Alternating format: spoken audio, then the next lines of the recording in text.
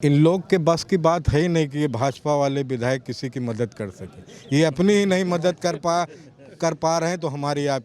मुझे 151 जैसी धारा में बड़ी शर्म की और अफसोस की बात है कि सिर्फ इसलिए कि मैं इंसानियत के नाम पे लड़ रहा था, 151 जैसी धारा में मुझे 4 दिन जेल में रहना पड़ा कि जो एसडीएम के यहाँ से खड़े खड़े बिल हो जाती है।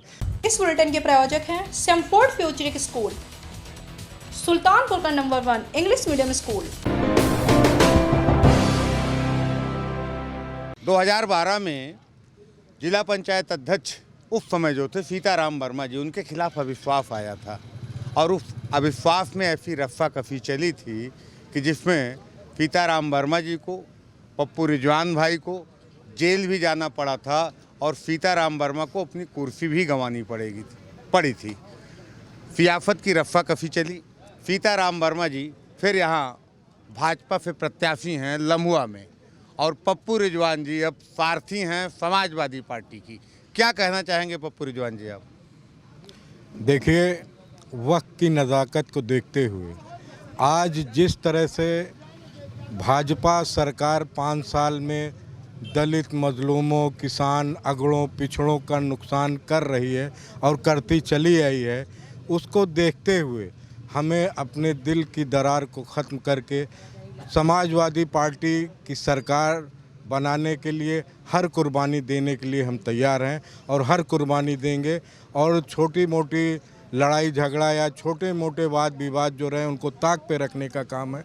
अगर उत्तर प्रदेश और पूरे देश के संविधान को बचाना है और पूरे देश की खुशहाली लाना है तो सिर्फ समाजवादी पार्टी ही एक ऐसी सरकार रही है और आगे रहेगी कि संविधान की भी रक्षा करेगी, किसानों की, नौजवानों की, मजलूमों की, गरीबों की अगर कोई सरकार रक्षा करने वाली है और आगे बढ़ाने वाली है, रोज़गार उपलब्ध कराने वाली है तो सिर्फ समाजवादी पार्टी की सरकार ही दे सकती है। साथियों, पप्पू भाई यहाँ पर भाजपा के प्रत्याशी हैं, आपके साथ बहुजन समाज पार्टी में थे सीताराम वर्मा जी, उनके बारे में क्या कहना चाहेंगे? देखिए, जब वो भाजपा में जा रहे थे तब उन्होंने मुझसे पूछा था कि मैं क्या करूं, तो मैंने कहा आप गलत दिशा पकड़ रहे हैं। अगर हम लोग राजनीति कर रहे हैं, मैंने आपके लिए कुर्बानी दी है, तो ऐसी पार्टी में मत जाइए कि जो किसी का हित नहीं सोचती, वो सिर्फ उसके नेता अपना हित देखते हैं और अपने बारे में सोचते हैं या 2-4 धन्ना सेठ हैं वो उनके बारे में। तो उन्होंने गलत दिशा पकड़ ली, गलत पार्टी पकड़ ली। मैं उनके बारे में और क्या कहूँ, बस इतना ही कहूँगा कि उन्होंने गलत पार्टी ज्वाइन की और गलत दिशा पकड़ी। पप्पू भाई, आप उनके साथ संघर्ष में रहे, 6 महीने करीब उनके साथ जेल में भी रहे, वो भारतीय जनता पार्टी से विधायक भी रहे, आप बीच में क्वारंटीन भी हुए, फिर 116 हमें लगता है 151 जैसी मामूली धारा में जेल भी भेज दिया गया आपको। तब आपको सीताराम वर्मा ने कभी कोई मदद करी या कुछ? इन लोग के बस की बात है ही नहीं कि ये भाजपा वाले विधायक किसी की मदद कर सके। ये अपनी ही नहीं मदद कर पा रहे हैं तो हमारी आप। मुझे 151 जैसी धारा में बड़ी शर्म की और अफसोस की बात है कि सिर्फ इसलिए कि मैं इंसानियत के नाम पे लड़ रहा था, 151 जैसी धारा में मुझे 4 दिन जेल में रहना पड़ा कि जो एसडीएम के यहाँ से खड़े खड़े बिल हो जाती है। 4 दिन और मुझे क्वारंटाइन इसलिए किया गया कि मैं हिंदू और मुसलमान दोनों समाज के लोगों की सेवा कर रहा था। मेरे काम को रोकने के लिए, मेरे इंसानियत की काम को रोकने के लिए और मुझे 14 दिन के लिए क्वारंटाइन किया गया।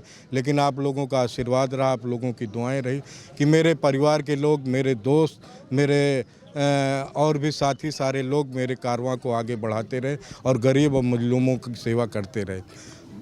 पांडे जी, क्या कहना चाहेंगे? पप्पू भाई ने बड़ा दिल दिखाते हुए आपके प्रचार में आए हुए हैं और पूरा एकदम खुले मन से प्रचार कर रहे हैं समाजवादी पार्टी का। देखिए, पहले तो मैं इन्हें बधाई देता हूँ। इन्होंने जो रास्ता चुना है, इन्होंने प्रदेश के हित में जो सरकार अभी है, जिस तरह का अत्याचार गरीबों, मजलूमों के साथ कर रही है, इन्होंने जो निर्णय लिया है, मैं इनको पहले बधाई देता हूँ। और ये बहादुर साथी हैं और हमेशा संघर्ष किया है इन्होंने। और मुझे दिख रहा है कि इस बार अपने भाई को विधायक बनाने के लिए संघर्ष कर रहे हैं, पूरे जनपद में पार्टी का प्रचार कर रहे हैं और उत्तर प्रदेश में समाजवादी पार्टी के राष्ट्रीय अध्यक्ष अखिलेश यादव जी को मुख्यमंत्री बनाने के लिए लड़ाई लड़ रहे हैं।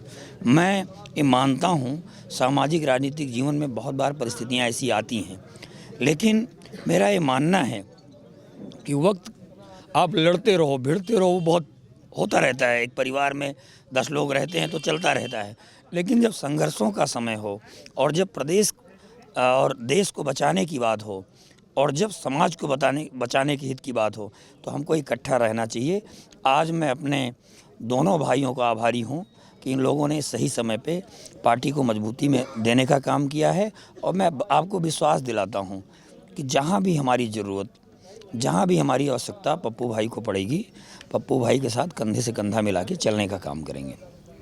चलिए, धन्यवाद पांडे जी। तो अध्यक्ष जी, कैसे दोस्ती हो गई आपकी पप्पू भाई से? पप्पू भैया बहुत समझदार व्यक्ति हैं, अभी आपके सामने सारी बातें बता दिए हैं। तो कहीं इनके मन में जो रहता है वही बाहर रहता है, कहीं कुछ रहता नहीं है। ये दिल से समाजवादी पार्टी माननीय अखिलेश यादव की सरकार बनाना चाह रहे हैं और आदरणीय संतोष पांडे जी को विधायक बनाना चाह रहे हैं, और पूरे ज़िले में प्रचार कर रहे हैं, 5 विधानसभाओं में प्रचार कर रहे हैं। बहुत मजबूती के साथ तन मन धन तीनों से अपने संसाधन से कर रहे हैं। लेकिन आपकी दोस्ती पहले ही हो चुकी थी, जहाँ तक मुझे हमने ही समाजवादी पार्टी में शामिल करवाया। हमके बड़े भाई आइए, हम लोग एक विचारधारा से जुड़े। समाजवादी पार्टी के राष्ट्रीय अध्यक्ष बहुत शानदार नेता हैं, हर व्यक्ति का सम्मान करते हैं। आपके मान सम्मान में कहीं कमी नहीं होने पाएगी, हमारा वादा है। आप चलिए हमारे साथ। बड़े भाई ने स्वीकार किया और हमारी समाजवादी पार्टी में आकर के समाजवादी पार्टी को मजबूती दे रहे हैं। देखिए, ये है 10 साल पुरानी सीन जो है वो किस तरह से एकदम उलट गई है। ऐसे और उलट फेर के समीकरण जो बनेंगे बिगड़ेंगे, ऐसे और किस्सों कहानियों को लेकर हम फिर हाजिर होंगे। कैमरा पर्सन रमा शंकर के साथ मैं अनिल पाठक, NTTV भारत। देश दुनिया की ताज़ा तरीन खबरों से रूबरू होने के लिए सब्सक्राइब कीजिए आपका अपना चैनल NTTV भारत।